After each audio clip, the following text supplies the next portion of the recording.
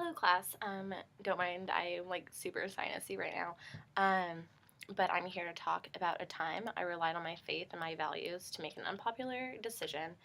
Um, I guess I'll talk about my previous coaching job at a university, which was an NAIA. And after working for them a few months and recruiting on the circuit with them throughout the country, I realized that I didn't appreciate how they ran their program. Um, I don't know if it was like the NAIA thing or not, but when we went recruiting, nobody wants to go to an NAIA. Let's like be honest. Like if they can do better, they will try. And it got to the point where this coach was willing to give almost any girl who owned a glove and pair of cleats a scholarship, and that kind of rubbed me the wrong way. Because I take pride in being a college athlete. I worked hard to deserve that. Like a scholarship athlete, like people work hard for that title, I guess. I wouldn't call it a title, but like they work hard for earning that. And I didn't appreciate just giving any girl money to play for you. I thought it was disrespectful to the sport.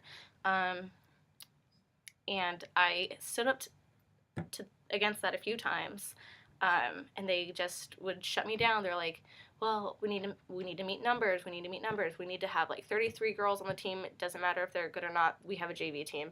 And I'm like, "You can't give a girl $15,000 and not offend me a little to be on a JV team. That makes it even worse."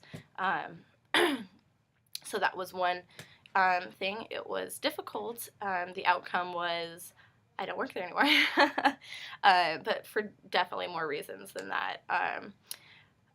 Not I wasn't fired. I quit. But and then the other thing at the same school was the assistant coach, who was like a year or two older than me. She was just the GA there. She had graduated, and she was hired for the full-time assistant position.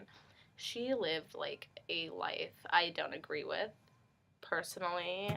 Like my values and my morals didn't match up with hers, and I didn't want that to like negatively affect me.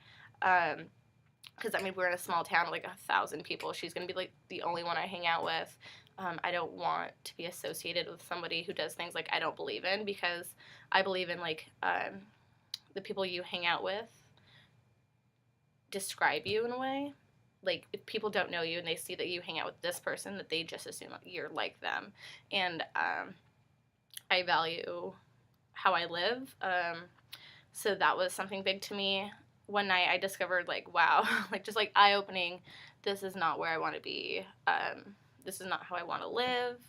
Um, so that was really hard, because it's like, how do you tell somebody you don't agree with everything they do?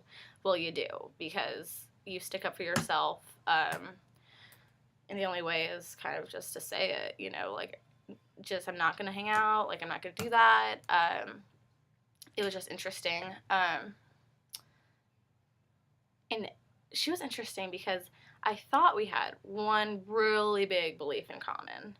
And then one day she, like, laughed about it. I was like, yeah, huge sign. Like, this is not where I'm supposed to be.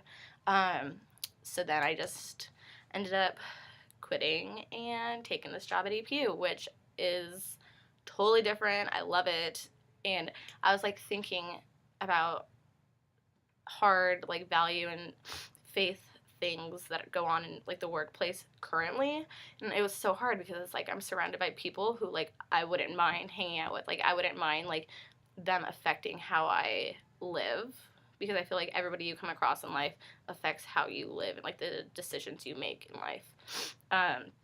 So this was a really hard like current question, but when I think back to like last summer, this totally makes sense. And yeah, you need to surround yourself by people that you think can affect your life positively, and stick up for what you think is correct in what you live by.